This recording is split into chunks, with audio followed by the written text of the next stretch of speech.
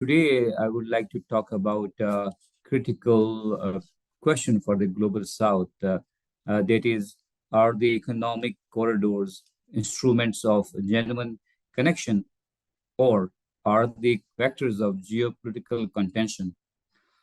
For my comparative analysis, I'll be using China's Belt and Road Initiative, commonly known as the BRI, and then the India, Middle East, Europe Economic Corridor, known as the IMEC. Both these corridors place infrastructure at the center of the contemporary geoeconomics. These corridors are not merely infrastructure projects, they are central instruments of statecraft, uh, which are actively shaping the future economic and political landscape of the global South. We must move beyond simply viewing them as trade routes and recognize them as tools for projecting influence and reconfiguring global spatial hierarchies. Today, uh, I will try to explore this duality, the promise of development versus the risk of fragmentation. The rise of these massive infrastructure projects signals a fundamental shift. Infrastructure is now the geo-economic statecraft. We must understand that these corridors are not neutral conduits of trade. They are political instruments designed to project influence and reconfigure spatial hierarchies across the global South. This phenomenon is driven by the fragmentation of globalization, the urgent need to reconfigure supply chains, and the deepening reality of multipolarity. We see this statecraft manifest in three areas: the architecture of infrastructure financing, the governance of connectivity standards, and design of global supply chain resilience. At the heart of this new landscape are two giants, two infrastructure giants that we have already talked about, the China's Belt and Road Initiative and the IMEC. Building on the idea of infrastructure is statecraft, we can now clearly delineate these two competing visions for global connectivity. On the one hand, we have the Belt and Road Initiative, which is the most extensive in scope, involving 150 plus countries. Its model is distinctly Sino-centric, as we see it, relying on state-led financing from policy banks, which allows for rapid project delivery.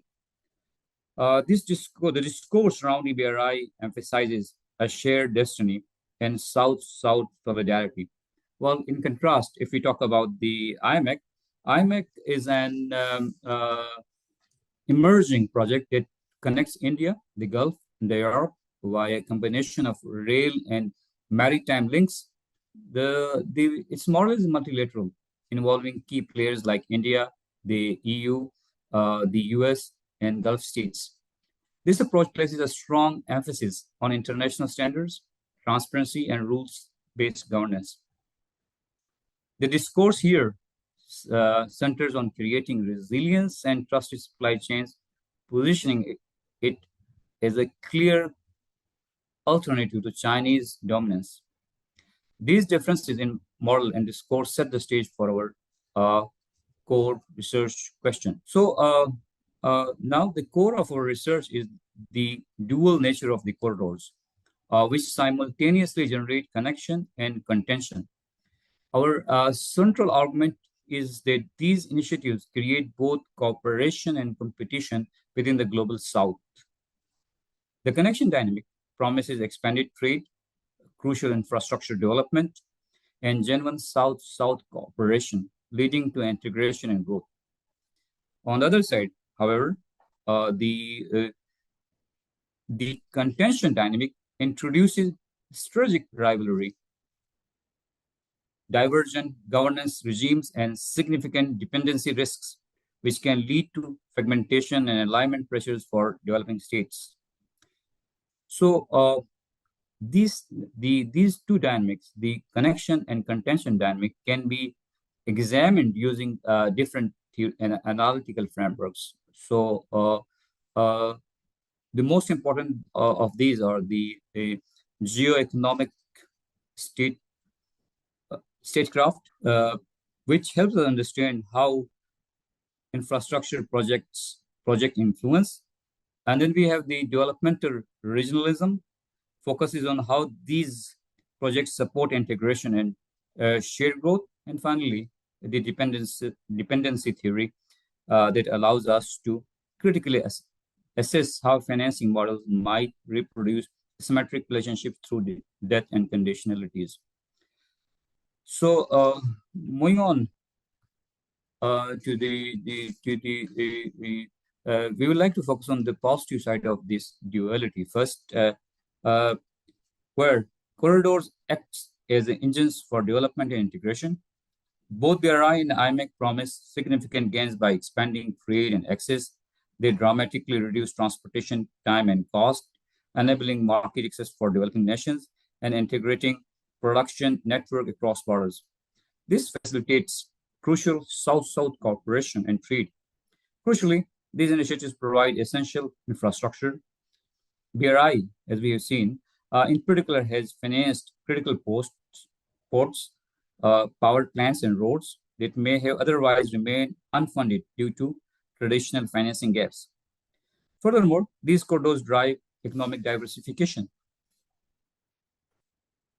The middle powers, such as the Gulf states, are using these initiatives to expand their logistics and transportation sectors, creating investment opportunities and integrating their economies into global value chains. This developmental promise is substantial.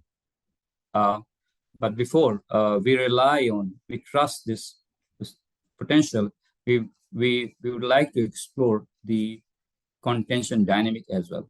We must now confront the reality that they are also instruments of strategic rivalry. This contention dynamic is driven by the fact that IMF is explicitly framed as a geopolitical counter strategy to the rise infrastructure. This is not merely economic competition, it is a contest over regional order. The divergence in financing model is key here.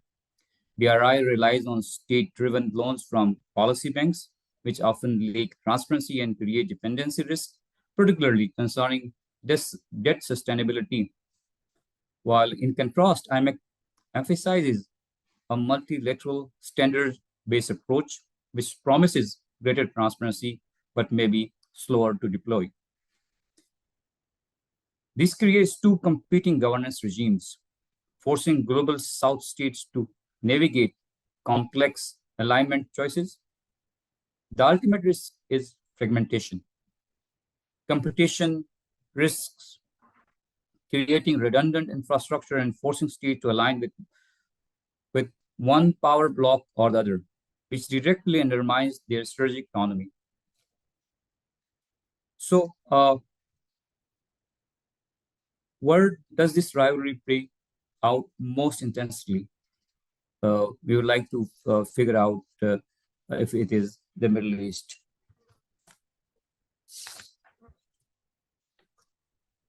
The crucial insight here is that the global South is not a passive arena for great power competition. Middle power states are strategic actors actively shaping corridor politics. The Middle East is the indispensable pivot point where the connection and contention dynamics of these corridors converge. Geographically, the two corridors intersect directly across this region, making it a crucial node in the emerging geoeconomic architecture. The Gulf states, particularly Saudi Arabia and UAE, are central to both initiatives. They are not passive recipients of investment, they are strategic actors, leveraging their geography and capital to maximize investment from both sides. We observe a sophisticated dual strategy at play. These states align with BRI for massive energy and infrastructure investment, while simultaneously supporting IMEC for logistic diversification, access to Western markets, and strengthening ties with India. This strategic positioning allows them to extract maximum value from the competition, demonstrating that the region is a safe state of agency, not just rivalry. The competition between BRI and IMEC has actually enhanced the bargaining power of these states. They can play competing powers against one another to extract better investment terms and more favorable conditions. Consider Saudi Arabia and the UAE. They use their indispensable position to pursue their national visions, like the Vision 2030, aligning with both corridors to diversify their economies, expand their logistics sectors. Other states, like Oman and Turkey, seek to bridge or integrate these initiatives, maintaining strategic neutrality to maximize flexibility. Their goal is clear: to enhance strategic autonomy and align corridor participation with their own national development priorities, rather than passively accepting the designs of external powers. This active navigation is the defining feature of new geoeconomic landscape. Finally, I would, I would like to conclude by recognizing the fundamental duality of these economic corridors. They are simultaneously instrument of development and competition. The contrast between the models is stark. BRI is state-centric and speed-focused, while IMEC is multilateral and standards-based. For the Global South, this duality presents both immense opportunities and significant risks.